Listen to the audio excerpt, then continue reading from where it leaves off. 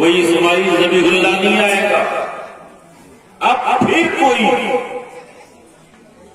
خاتم النبیین کے آنے کے بعد نبی نہیں آئے گا۔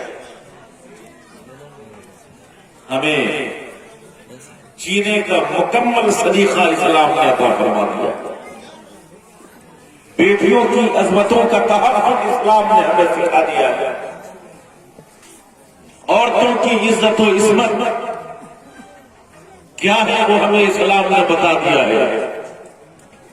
حالات ابھی خراب نہیں ہیں، حالات اس وقت خراب تھے جب بیٹیاں پیدا ہوتی ہیں زمین میں دفنا دی جاتی۔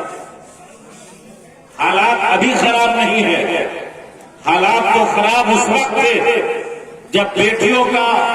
ہو جانا کسی خاندان کے لیے باعث ننگ و آفت۔ حالات اب خراب نہیں ہے، حالات تب خراب تھے جب ایک بیٹی کا باپ کہلانا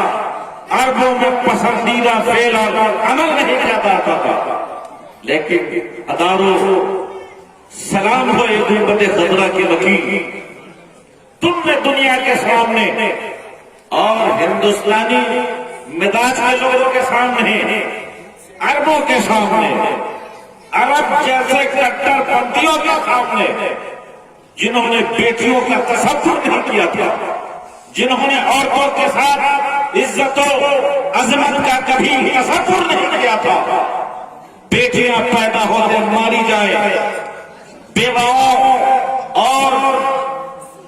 ایسی عورتیں جو ان کے مخصوص معاملات ہیں ان عورتوں کے ساتھ جو اصول اور ضابطہ تھا عرب کا اتنا گھناؤنا تھا